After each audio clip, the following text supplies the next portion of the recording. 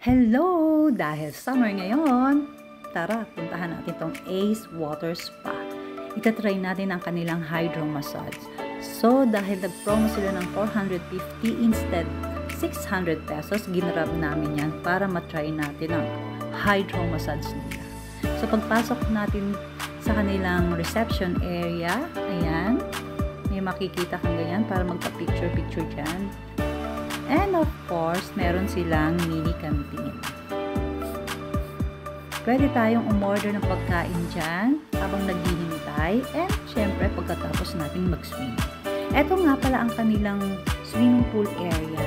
So, hindi allowed tayong kumuha ng video or mag-take ng picture sa loob. So, dito na lang tayo nag-video. Dun sa dulo ang kanilang hydro massage. And ito ang kanilang swimming pool area na napaka-warm ng water. So, hindi ka lalamigin. So, nag-a-accept sila dyan ng swimming lesson for kiddos and adult. And, syempre, dito rin, meron din silang mga drinks and sandwiches. So, pwede kang umorder dyan. And, eto na nga at magbabayad na kami ng ating payment na 600 pesos.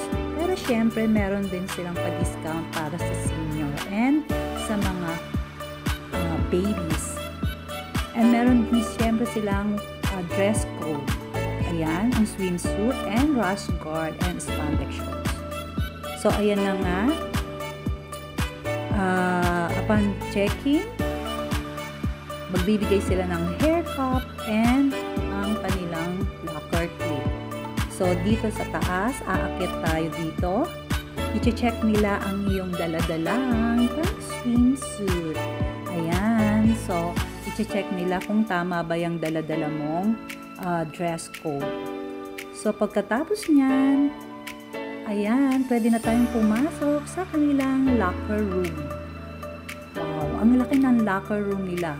Napakaraming taong nag-grab ngayon. Siyempre, summer. Ayan na nga po, at meron silang rules, no gadget, no camera, and no foods and drinks sa loob.